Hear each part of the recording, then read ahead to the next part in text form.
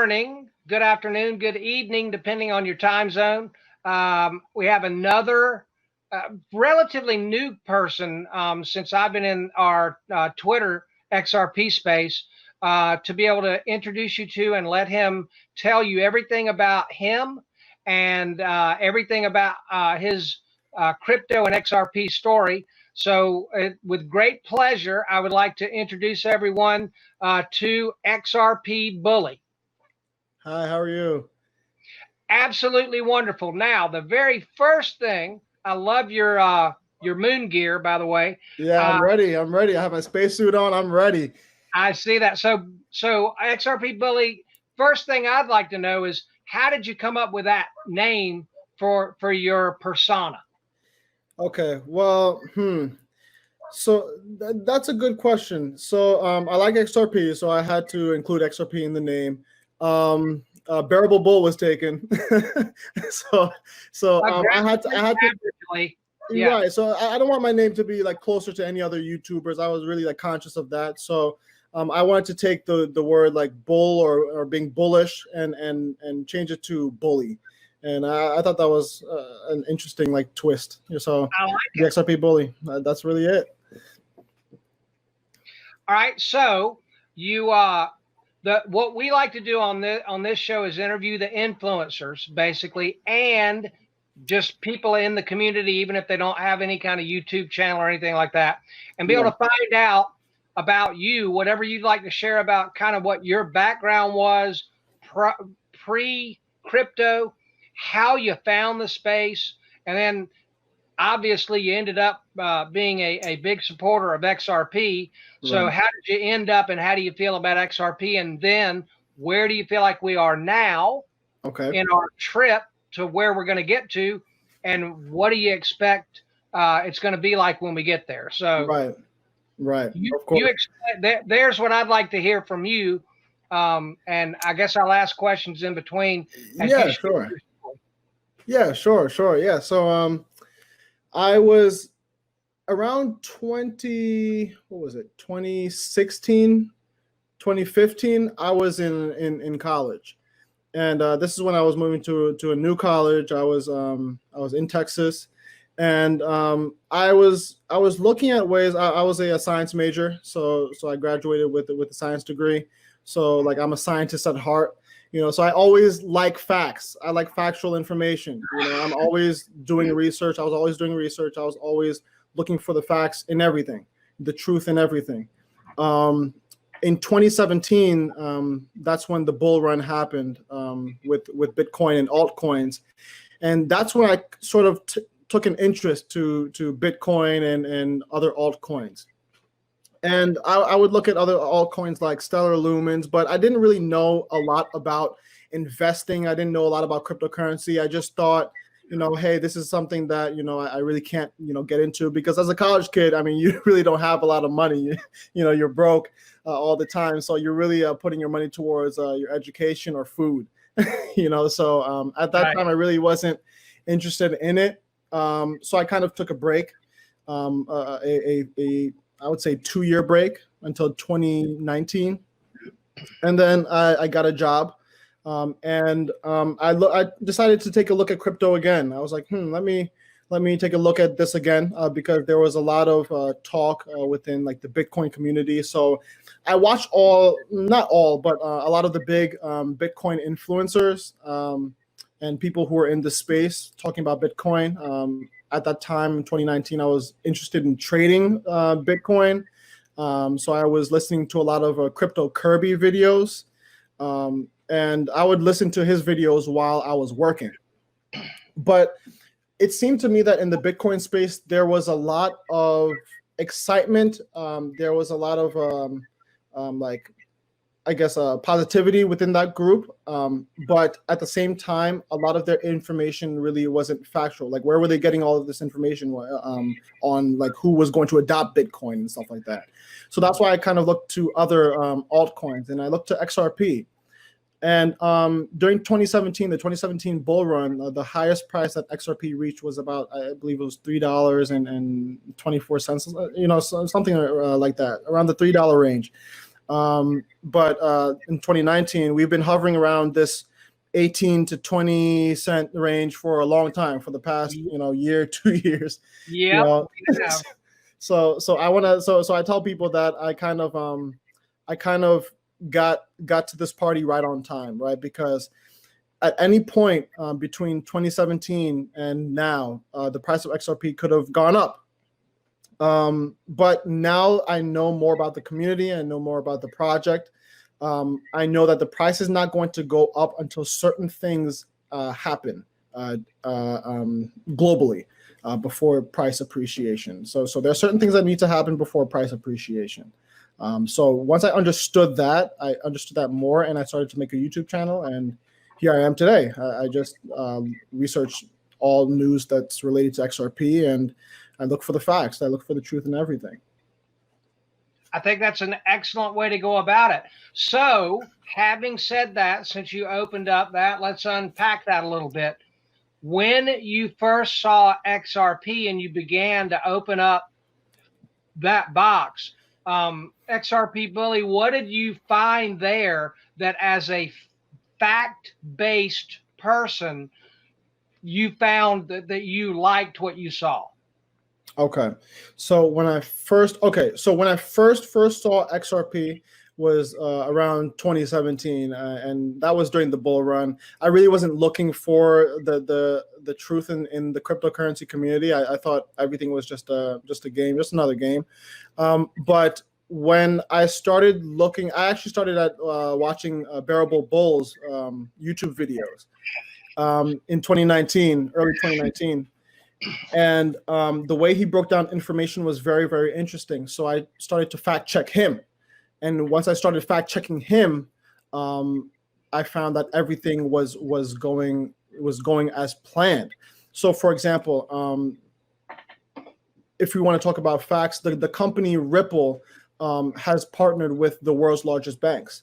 So that was very interesting to me, how a company could partner with the world's largest banks and the general public doesn't even know about it.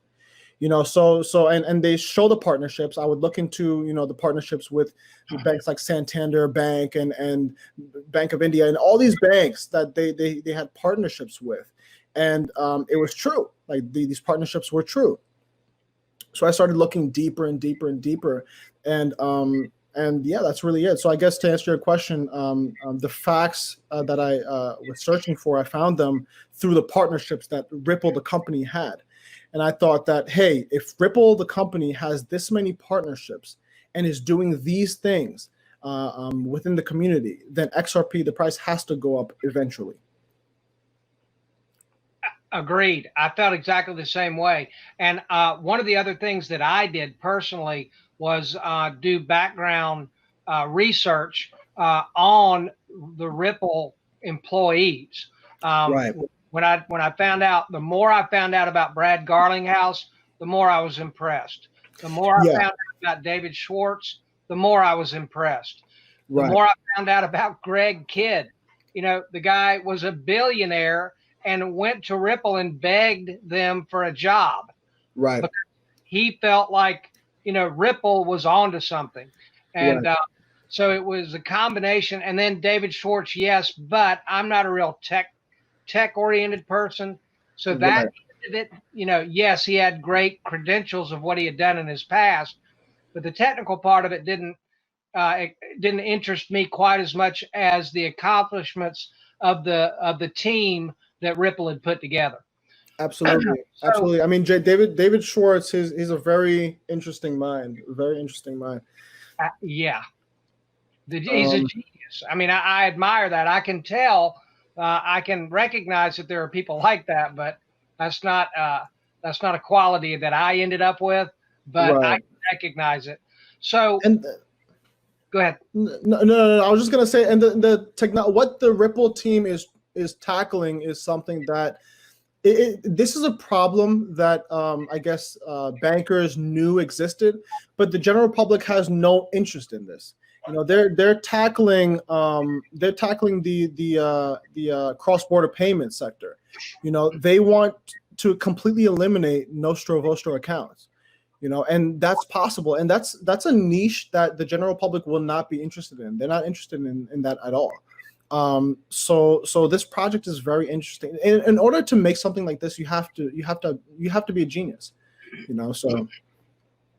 Well, and I also think that you have to be a genius in looking at the problem that you want to solve and Absolutely. have that be so simple. In other words, when the automobile was invented, it was like, well, would people rather ride in an automobile to go from point A to point B? Right. Or would they prefer to ride a horse or a horse and buggy? Well, they could do it quicker. And then, so that the problem of making transportation more convenient. Right. Voila, simple. Of course. And XRP Bully, that was what really got me more than anything with Ripple. Because when I looked at what they were trying to do, and for me, I boil it down to one simple thing: make a better SWIFT. Right. And if they can make a better SWIFT, they'll end up making that dent in the universe. So the simplicity of the genius of the problem that they look to solve, because how can you not say that you can not do better on a 6% error rate? Tech that started in 1972, the transaction time is slow and costly, and the settlement time is 4 days. Right. That's a problem begging to be made better. Of course. I mean, they have their technologies, XCurrent and XRapid, rebranded on-demand liquidity. I mean, this is what is going to revolutionize the world. And they came at the right time, because the problem that we have right now is our debts. The entire world is indebted to each other, so to itself, meaning. So we owe debts to China. China owes debts to us. We all owe debts to each other. Everyone's in debt. So in order to address that issue, we have to have something like this to make payments faster. So yeah. I agree 1,000%. Now, do you feel like that? What's the number one thing in your research of everything? What do you feel like is the number one thing that's holding us back from getting to that mass adoption? Which honestly, we're investors in XRP. The bottom line, what we want to do is we want to see that thing go to $5, $10, $100, $1,000. But what do you feel like is the first thing that's going to open up that floodgate? The first thing that's going to open up that floodgate, I would say regulatory clarity. Because at the end of the day, you need politicians. Okay, so this is going to sound kind of, I guess, weird, but the politics is a game, right? Just like anything else, so politics is a game. So in order to have the general public, I guess, accept a certain idea, you have to ease them into it, right? You have to ease them into it. So we would not. So how do I put it? We would not have been so accepting of digital payments back in the 1990s or the 1980s. The reason why is because back then the computer was just being developed. They were just, sharpening the skills of the computer. So we really didn't have the general public wouldn't have that confidence in technology at that time. But then we had the .com boom, and then we had 9/11. And then after 9/11, we became sort of like more aware of our surroundings, increased security, and after that, we're used to this increase in security that we've experienced, for the past 20 years, since 9/11. So in order to get the general public to warm up to an idea, you have to ease them into it.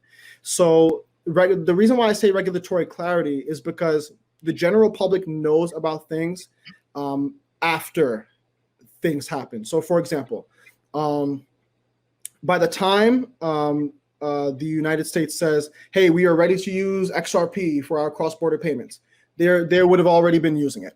You know, these are just I guess acts for the general public. Like this is just something just for the general public. But regulatory clarity is key. Once the general public knows about what's going on behind the scenes, that's when we'll see price appreciation. Well, XRP Bully, when people really sit down and think about it, we're already 95% digital anyway. Right. I can only speak for me, but I carry and have for the last 10 years, and I'm older.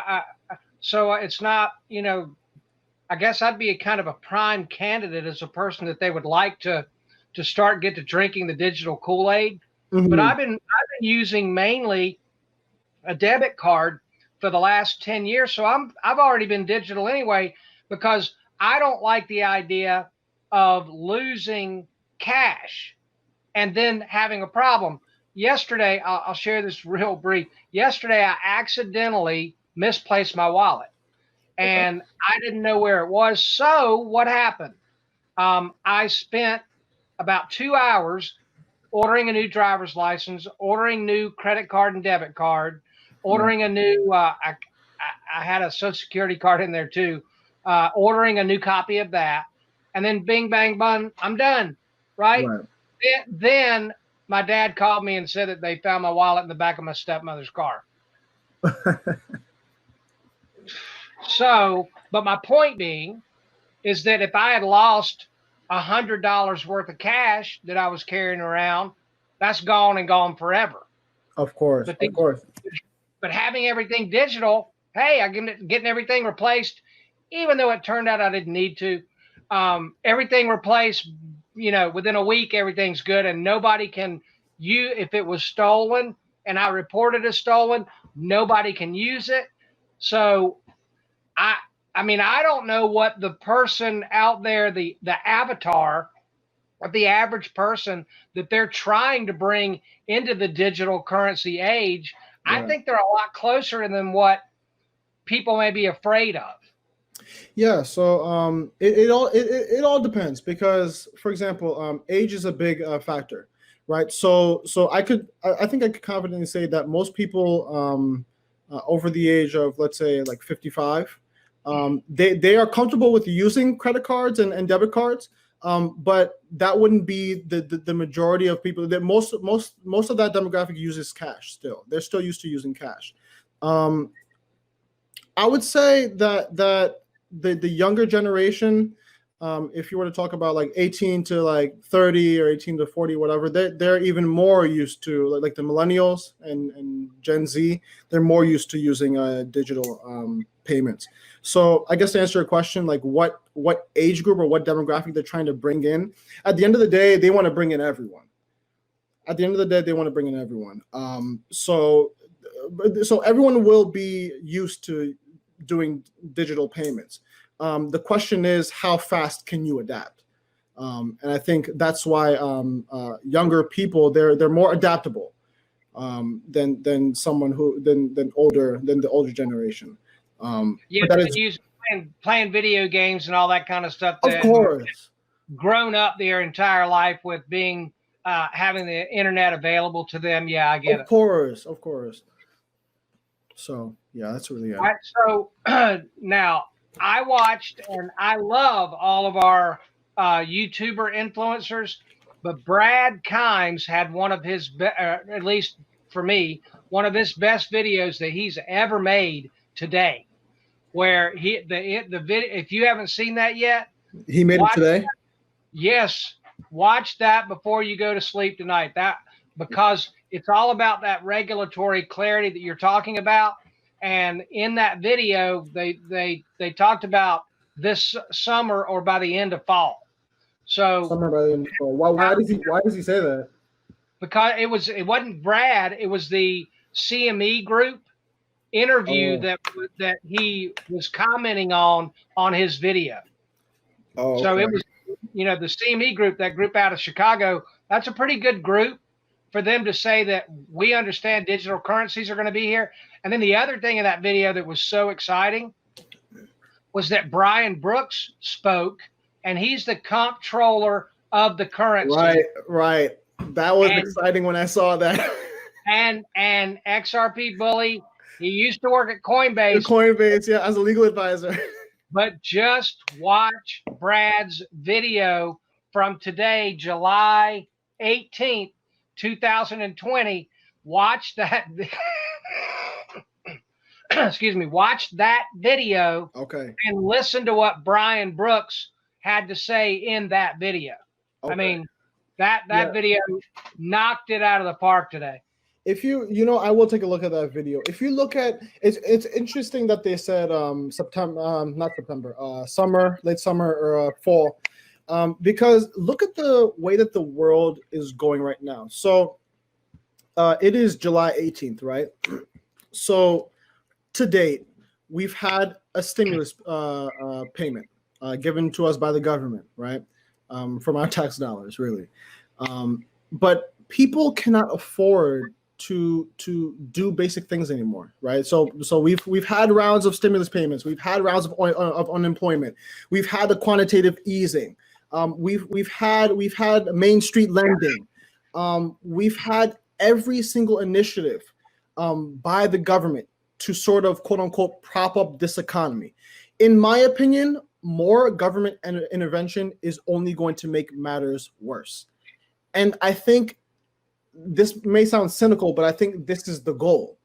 The goal is things have to get worse before they get better.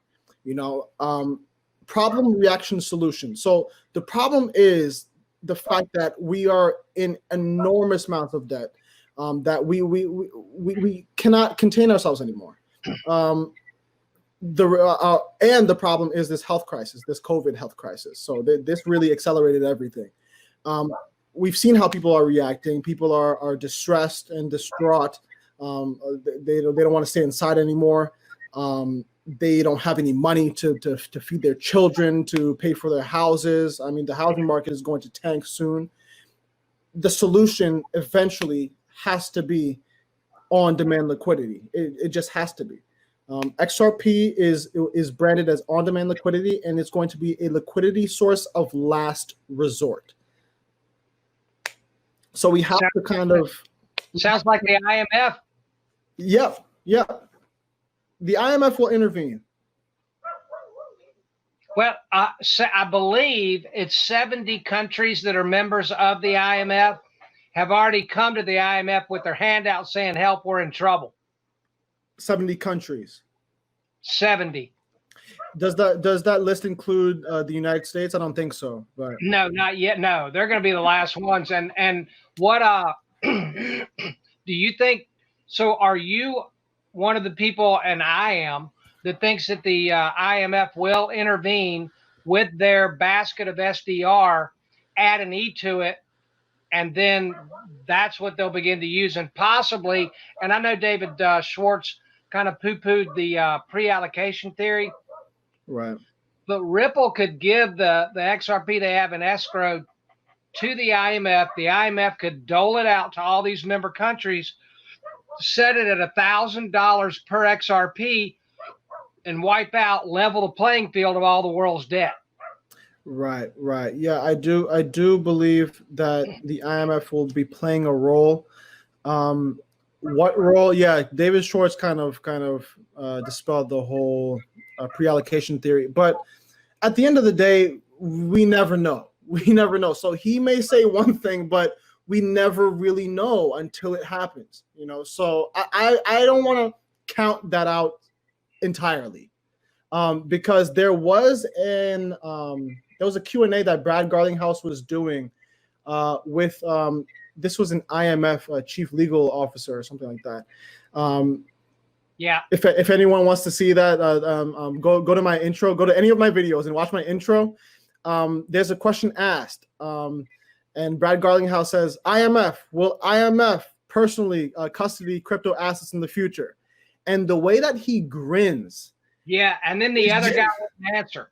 Right, and the other guy wouldn't answer. So Yeah. That's why I really can't. I do know that the IMF is going to play a role. They have a role to play. I just don't know what role that they're going to play. I agree, and I've seen that video as well. And that guy did. He did get very uncomfortable when it was time for him to try to answer, and he said something like, "I'm under under an NDA or something. He said he couldn't answer exactly. Yeah, I love that. So, how do you feel though about the average politician in America today, and where their crypto education and understanding has gone in the last 8 or 9 months? Because I'm happy about the progress, even though they may not be going quite fast enough for me. Right. But I don't think if anyone asked Maxine Waters about cryptocurrencies that she would say Bitcoin anymore. Of course. I mean, the reality is that most politicians, I don't think, know about cryptocurrency at all. You know, they're just like us. I mean, well, not like you and me, but just like the general public. They really don't have a good understanding of cryptocurrency. Politicians are in the business of trying to solve problems for their own constituents, for their own base, right? So this is going to be so in the United States we have Democrat, Republican, but this is going to be something that benefits both sides, and the reason why is because it's all about how you brand this and all about how you market this to your constituents. So for the Democrats, they've always wanted, they've gotten more progressive and they've gotten more liberal. So they've always wanted something like, what is it? A UBI, something like a universal paycheck for everyone, or giving money to small businesses and stuff like that. And the Republicans kind of want the same thing. They do want more money, but for the entire country. We want the country to get back to where we used to be, back in the days. So for both parties and both groups of people, which is now the entire United States, I mean, it's a benefit to use crypto assets. Do they know a lot about crypto assets? I don't think so. But when the solution is presented to them, I think they will have to take it. I think so too. Now, let me ask you this. There are two numbers. Give me your reaction to them. One is on the USA debt clock. 2 months ago, I was telling everybody, you really need to go look at this. And on the left-hand side, it shows what the debt is today. But on the lower right-hand corner, it shows what our unfunded liabilities are. Mm-hmm. 2 months ago, it was $147 trillion. Today, it's $153 trillion. Our government is going into unfunded liability debt to the tune of $3 trillion a month right now. Right. And then the other thing is our derivative debt worldwide, or derivative market worldwide, has grown from a low of, on the low end, from 545 trillion to 1.2 quadrillion dollars. Right. And based on those, how are they going to work out of it? Yeah, this is why I do think that the price of a digital asset like XRP has to increase. So I have a video on my YouTube titled "Debt Cancellation." It's one of the first videos that I ever made. But I break down, and this is not for like this breakdown doesn't adjust for inflation or anything like that, but it's just a simple breakdown. What price does XRP need to be in order to pay off, quote unquote, the debts of the entire world, right? So that number, when I did my calculations, was about it was about 5,000 per XRP. Which is not that much, considering the fact that Bitcoin without a use case reached $20,000. Now there are less. Yeah, go ahead. I got. Hey, if XRP goes to $5,000, I'm going to buy an island and call it XRP Island and invite everybody in the XRP community to come spend some time on our island. Of course. And the thing is, so it's all about what's the goal? Like, what is the goal? That's what I want to ask these elites, these people that are making the decisions. What is the goal? Is the goal to release the world of all of its debts? I mean, what is it? Like, what's the end game here? Because I know where we're headed. I just can't put together the pieces. Like, I just can't.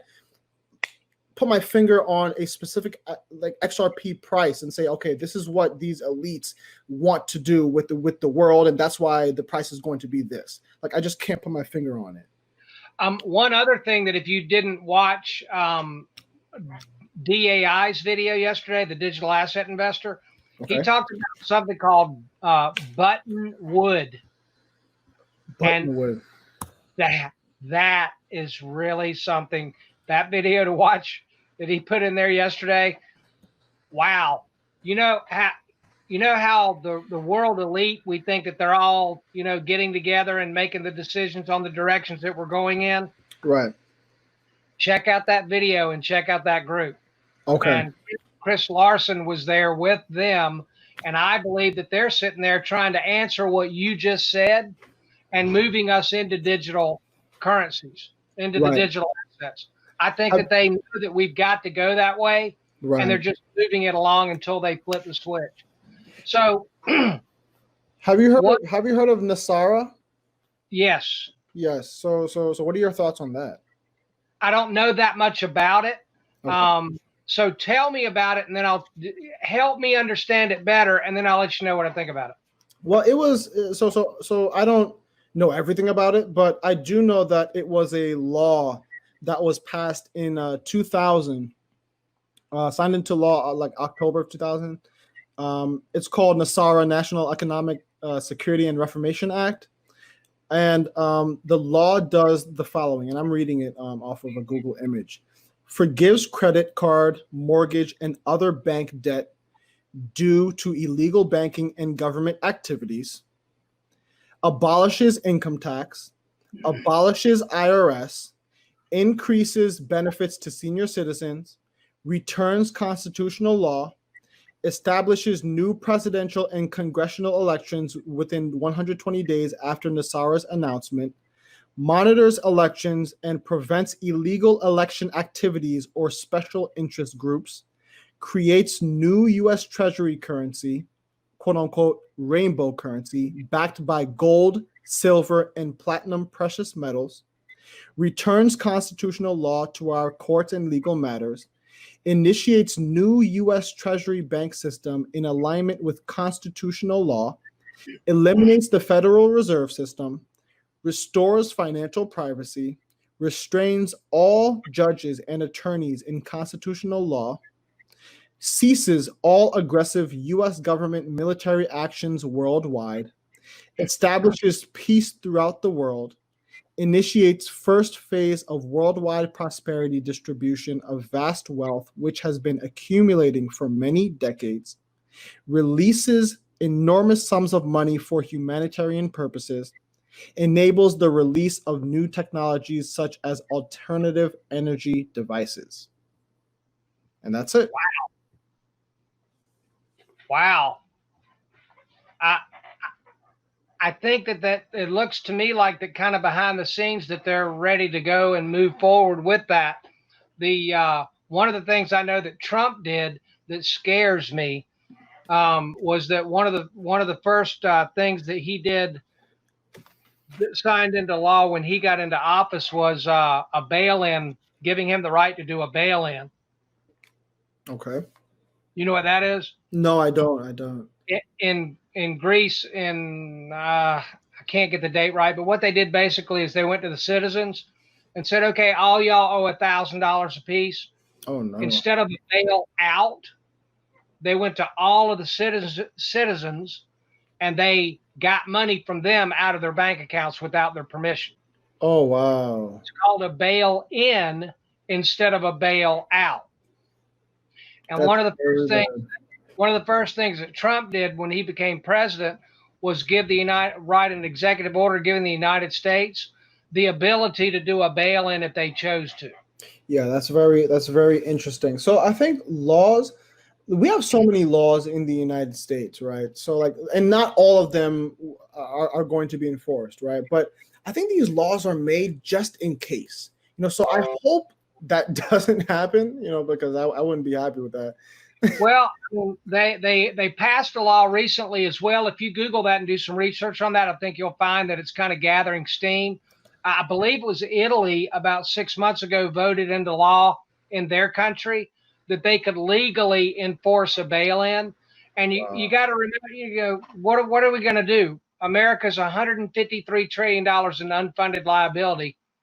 We're not getting out of this hole. We got to do something. So what are you going to do?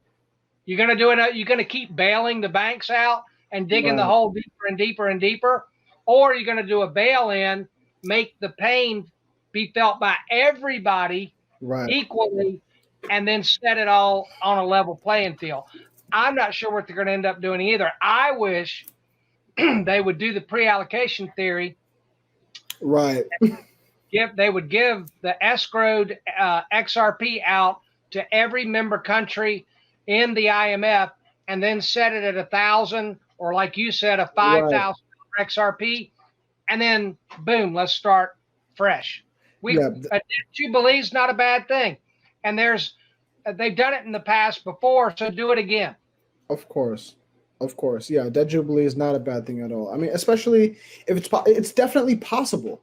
It's possible to do it, So I really hope that this bail-in thing doesn't happen. I mean, not most of my money, but I would say a good amount of my money is in digital assets anyway. What I'm afraid of is the government will say, okay, anyone who owns XRP, you have to give it back to the government. You have to give it to the government, because that's what they did with gold. At one point, Americans couldn't hold gold.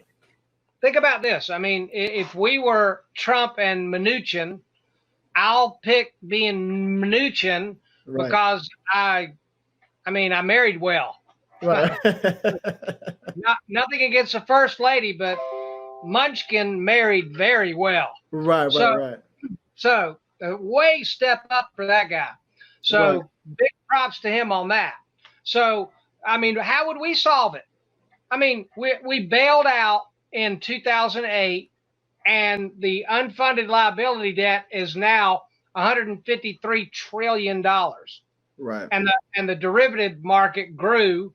And how many of the investments sold in those derivative packages are no good? It's a big house of cards. Here's the craziest thing of all that I've seen, and then you can let me know how you feel about it, what we're going to do about it. The craziest thing was Hertz filed bankruptcy, and 10 days later, their stock increases by 12%. That's why I don't have money in the stock market. Stock market is very irrational. I mean, I've got a degree in radio and TV communications from Appalachian State University. It ain't Harvard, and it ain't an economics and business degree. Right. But even I don't need to get DAI 7-year-old to draw me a picture that there's something terribly wrong if a company goes bankrupt and then their stock increases 12%.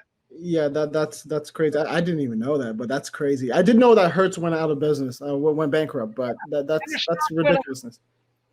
That's craziness. I mean, the stock market it's not based on reality. It's not based on reality.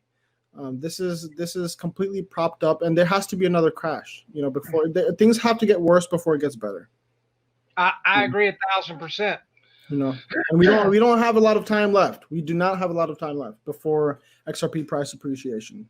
We don't. Well, I think that if you get to Brad Kimes' video today and listen to that, then I think you're going to see that it sounds like what they're saying on that video that we're looking at, later this summer and fall.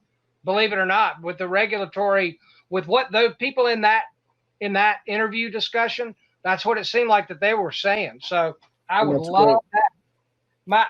I want to get to that $5,000 XRP so I can buy the island and invite everybody over. Of course. So on my videos, I'll watch that Brad Kimes video. Before November, I was on my video stating that we have to have a $100 XRP. We have to. Well, we get to $100 XRP, then I can do one of two things. I can either buy a smaller island for us to all, or I can just rent a bigger place out for us. Right. But I'm still going to be in pretty good shape. I could Yeah, at 58, if we get to $100 XRP, I'll never have to work again. So that I don't even need it to be that much. But Think about it this way: we are such a rare community. I mean, we are such a small percentage of the entire world. I mean, there are what 7 billion people in this world, and if you go on the XRP Rich List, there are only 2 million active accounts. So what is that? That's like 0.0003% of the entire world. So talk about, if we're talking about a great wealth transfer, I mean, this is it. This is it. I strongly, firmly believe that as well. And it would be nice because I've always been kind of a dreamer and always been kind of an entrepreneur my entire life. And if it's true that the average millionaire fails 17 times before they hit the mother load, right, I'm well on track. Of course. And you'd be able to do things. You'd be able to mobilize people, give people jobs, and do good for the world with your newfound wealth. A lot of people don't have a lot of XRP in there, and even for the account holders that do hold XRP, most people don't have more than 10,000 XRP. So it's very, very, very niche, a very niche group. Well, I mentioned to you, XRP Bully, before we turn the camera on, that one of the desires that I have is I want to be able to meet as many of the people in the XRP army as I can and interview them, give everybody the chance for them to share who they are and what they believe. And the end result of that is that I feel like I'm going to be able to connect with some like-minded people. And after XRP moons, and we would be in, some of us, a lot of us, will be in the position to be in the top 1% of the money holders in the world if we decided as a group to go out and do good things together. We could make a stronger impact together as like-minded people that are well-funded than we can just trying to think positive all the time. We can actually go out there and truly impact the lives of other people as a group. And that's one of the goals that I've got. And so I'm, making a good list of the friends that I have made. And then hopefully we can do some positive things to help other people. Once the money thing is really taken care of, as long as we're not stupid with the way we manage it, then we can go out there and try to do some good. Absolutely. I completely agree with you. I mean, even if it's like if we will have a major responsibility, because at the end of the day, after all is said and done, us in the XRP community, we will be fine. But most people in this world will not be. So most people would have, by the time XRP is whatever price, $10,000, $100, whatever, a lot of people would have already lost their jobs. A lot of people would have already lost their homes. A lot of people would have already lost their cars. So a lot of people would have lost, really everything. So we have a responsibility to, help people out, provide them with jobs and opportunities so that they can build themselves up. So yeah, I'm very aware of that, and it's good that you think that way too. Well, I'm 58. I'm not 28, and I haven't always felt that way in my lifetime. But again, now I'm not at the end of my life, but I feel like I can kind of see it from here now. I mean, age definitely changes a perspective, and so if I'm in the last third of my life, let's say, I would like. I've come to understand that it's not about being happy; it's about being fulfilled.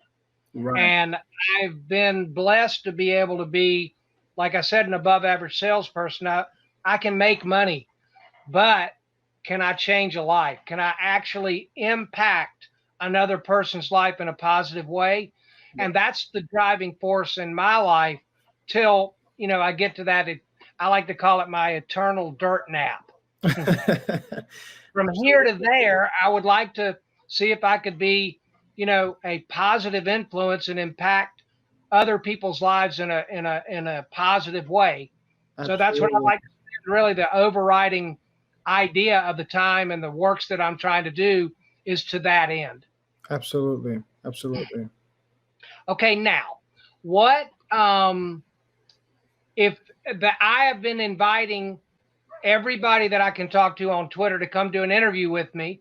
So one thing that I would like from you is, what would you say if they're giving me a little bit of a hard time and being hesitant and whatever, what would be your message to the people that I'm trying to get onto this to do an interview with me so we can all find out more about them? Oh, of course. Yeah. So I would say do this now, before it's really too late, because at the end of the day, exposure is everything, so and we're all, whether we like it or not, we've all subscribed to the same, team, the same family. Like, we're all on the same team here, so any way that I could, shed new information or help someone out, I do. But at the end of the day, we have to have this, I guess, this sense of community.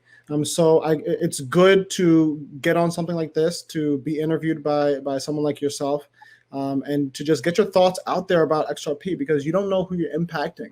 So it's not only about you; it's about the people who are watching your videos and are following you on Twitter. They want to know more information about you, how you came to XRP and stuff like that. At the end of the day, we're all people. We're all like people just living in the United States or worldwide, wherever you are. But we all have jobs and et cetera. So it kind of makes it more real for your listeners when they hear me say, "Oh, well, I was in college and I wasn't investing in XRP then, but then I got a job." I mean, it makes it more real and more attainable for people. Now, one of the things that also I've really tried to make a concerted effort, and it's been challenging, but I don't give up easy. But wouldn't you like to hear from more of the women in our XRP army? Yes. So I did mention that in one of my videos, and I'm going to mention it even more. I was looking at the demographics of who watches my videos, and 97.5% of people that watches my videos are male. I mean, at the end of the day, like, even in the business sector, there are more men than women, but we do need more women getting involved in the XRP community. We need to tell everyone, really, but especially women. Right.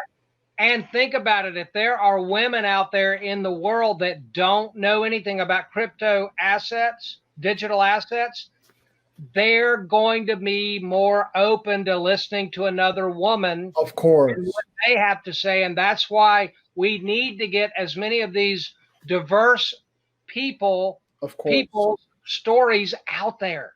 And so, and then the wide range of it too. We've been blessed that we've been with the XRP Army News, that we have been able to interview some of the major well-known influencers, Crypto Airy, Brad Times, and I treasure the fact that I can message them now, and Eddie is in Japan, of course, so I don't have her phone number, but I got Brad's phone number. If I really felt like I had to say something to him, I don't try to abuse that privilege, but I could pick the phone up and say, "Hey, Brad, what's up?" Right. But the reason I'm bringing that up is that I know that I'm in the community too. I would like to know more about the Bearable Bull. Right. I love his content. Right. I was listening to a video the other day, walked into my girlfriend's house, had the video on my phone when I was walking in the door. Guess what I hear coming out of the kitchen? What, the Bearable Bull? My girlfriend's impression of the Bearable Bull. Yeah, he has very good content. He has good content. He has great content. And she said, "This is the Bearable Bull with your aggressively average content." I mean, that I'm going to record it and put it on a video so you can hear it. Awesome. But I mean, I want to know more about him, not just what he's reporting to me every day. I want to know more about the digital asset investor. I want to know more about Sam I Am to the lifeboats. Right. And I'm not alone. the community wants to know more about you guys and gals, not just news, information, videos every day. We love the fact that you're doing that, but we want to know more about you. Right. And then on the flip side of that, if there are people out there that are just average Joe Blow, we want to know who you are too. I want to know as much as I can about everybody in this community. And that's why I'm trying to interview as many people as I can. Absolutely. Absolutely. Okay. And so one other thing that I wanted to ask you, if you were now going to give out some kind of a message to the world, as the XRP Bully, now here's your microphone. What would you like to say to the world? What would that be? Oof, to the world. I would say to get into XRP before it's too late. Get into save yourself. Save yourself and save your family.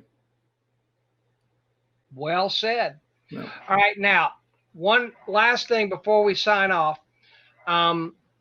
Anything that I failed to ask you that you wanted to talk about? So me not paying attention to asking the right question, I don't want to be an issue that I didn't talk about. And I'll get links for your video YouTube channel and put it in the description of this interview video. Awesome. And everyone, do yourself a favor and like and subscribe to the XRP Bully. Thank you. I appreciate that. At the end of the day, nobody cares what people know. They care about how much they care. Right. And this is a good guy. So he's always going to give you good information straight from his head and his heart. And that's always a good combination. Thank you. Thank you. So, I appreciate that. And then the last thing is what I'm trying to do again is to build a relationship with the people that I get to do the interviews with. I would like to pre-invite you to come back a month or two somewhere down the road where we can say, you know, Scott, look where we went from July 18th to now. And we can have some contrast on the first conversation that we had and then update ourselves on how things have developed. So I'd like to offer that invitation. And it's another way of letting other people know that I'm asking that nothing bad happens if you do this. I don't bite, and it's just a friendly conversation, just like we were doing it sitting down having lunch, and we were talking shop about XRP. We just happen to be doing it where it's recorded. Absolutely. Absolutely. Yeah, absolutely. I'd be open to that. Great. That's cool. And as you can see, everyone, if for whatever reason you want to remain anonymous, then you're more than welcome to just use your avatar instead of being on camera. So if you're saying, well, I don't want to do that interview thing because I don't want to be on camera, blah, blah, blah, you don't have to be. You can use an avatar. It's no big deal. We just want to find out more about you. Absolutely. Absolutely. Yeah, I think the last thing I would say is, if anyone has any questions, if they have any news, I mean, I'm only a message away. I mean, I really try to connect with as many people as I can through Twitter, through my YouTube page. I have a consultation service if you need to take advantage of that. But just if you need any help at all, just message me on Twitter. Sounds fantastic. I'm going to stop the recording, but I did have one quick thing I wanted to talk to you about after I turn this off. So let's thank everyone again for coming. And I look forward to speaking everybody again during our next interview. All right. Take care. Bye-bye.